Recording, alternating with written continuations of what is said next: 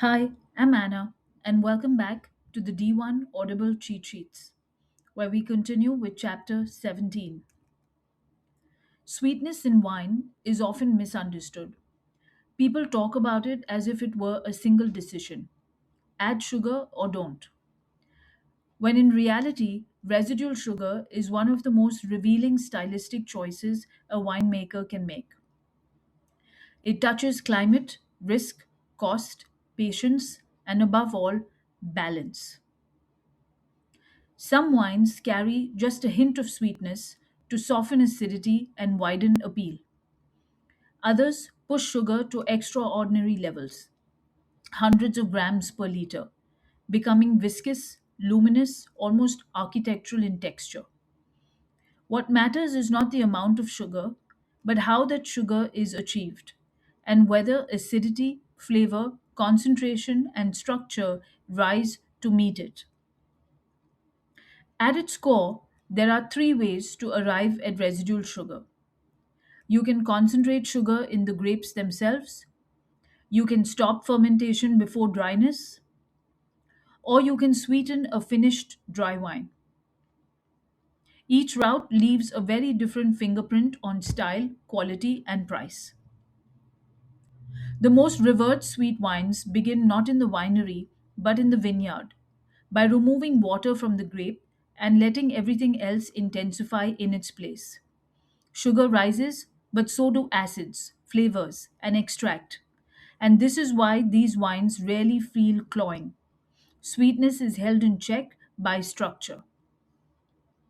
One of the simplest expressions of this is leaving grapes hanging on the vine beyond full ripeness. As autumn progresses, berries begin to shrivel, water is lost through transpiration, and flavors deepen from fresh fruit into something riper, sometimes dried. Pinot Gris might move from pear and stone fruit into mango, pineapple, or dried apricot. Dry conditions are essential here. Rain invites grey rot, which destroys flavor rather than defining it. When successful, these wines are often labeled late harvest, Vendange tardive in Alsace, or Spätlese in German speaking regions. A variation on this theme tightens control. Instead of waiting passively, the grower cuts or breaks the cane shortly before harvest. The grapes remain attached to the trellis but are severed from the wine's water supply. Shriveling accelerates, sugars and acids concentrate, and high sugar levels can be achieved without pushing flavors into overripe territory. This technique lowers the risk of rot and is famously used in places like Jurançon.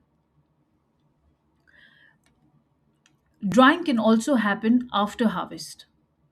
Grapes are picked and laid out to dry, either under the sun in warm climates or in controlled environments where humidity and airflow are carefully managed. Water evaporates slowly, sugars and flavors intensify, and the resulting wines often show dried fruit, nut, and spice notes. This is a passimento, the method behind wines like Recioto della Valpolicella and Vinsanto. Controlled drying rooms are expensive to build and run, but they reduce risk and give precision. And that precision shows in the glass. Then there is noble rot, one of wine's greatest paradoxes. Botrytis cinerea is usually a destructive fungus, but under very specific conditions, it becomes transformative. Fully ripe grapes, misty mornings, and warm, dry afternoons allow the fungus to puncture grape skins, encouraging water loss while preserving acidity. Sugars concentrate, flavors shift, and entirely new aromas emerge: honey, apricot, citrus peel, ginger. Noble rot is never uniform. Harvest becomes a series of painstaking hand pickings, selecting only the right berries at the right moment. Yields collapse, processing becomes difficult. The must is thick, sugary, prone to oxidation, and contains lacase, an enzyme that resists SO2. Chilling Inert gas, careful pressing, and patient fermentation becomes essential. These wines are expensive because they are fragile, scarce and labor sensitive. Sauternes, Biren Auslese, Trocken Biren Auslese, and Tokaj sit firmly in the premium and super premium world for good reason. Oak often plays a role here, especially with neutral varieties like Semillon, adding texture and integrating sweetness. More aromatic grapes tend to avoid oak, allowing varietal character and botrytis derived complexity to lead. At the coldest extreme is freezing. Healthy grapes are left on the vine until winter temperatures turn water in the pulp to ice. When pressed, that ice stays behind, and what flows out is intensely sweet, concentrated juice. Ice wine and ice wine are tightly regulated terms requiring natural freezing on the vine at specific temperatures. Riesling and Vidal dominate because their acidity and skins can withstand the weight. The risks are enormous. Disease, birds, weather, and eels are tiny. These are some of the purest expressions of sweetness in wine, crystalline and electric rather than heavy. There is a shortcut. Grapes can be frozen at the winery through cryo extraction. It produces a similar effect with far less risk and cost, but it cannot legally wear the ice wine name. The distinction matters, especially at high quality levels. Not all residual sugar comes from concentration. Sometimes the winemaker simply stops fermentation. Yeast is chilled, inhibited with SO2, or removed through sterile filtration. The earlier fermentation is halted, the sweeter and lower alcohol the wine becomes. Excuse me. This method gives control, speed, and consistency, which is why it underpins many inexpensive and mid price wines. White Zinfandel is a classic example. Off dry, modest in alcohol, and approachable rather than profound.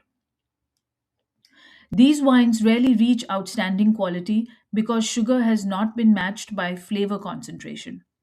Sweetness softens, but it doesn't deepen. The notable exception lies outside this chapter in fortified wines, where sweetness is later transformed by long oxidative aging. The simplest route of all is sweetening a finished dry wine. Sugar, rectified concentrated grape must, or unfermented grape juice can be blended in just before bottling. This keeps the base wine microbiologically stable for most of its life and allows enormous precision at scale. Volumes remain high, cost remains low, quality depends entirely on balance and intent. And for the market these wines serve, acceptable to good is often enough. Regulations matter here too.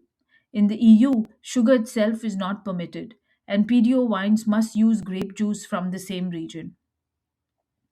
What unites all these methods is not sweetness, but balance. Residual sugar only works when acidity, flavor intensity, and texture rise to meet it.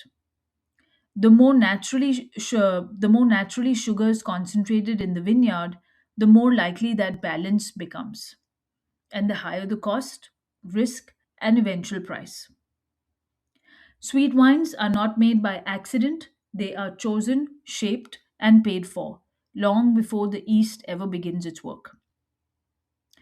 And that concludes chapter 17. I do hope this helps with your prep, and I'll see you in the next episode.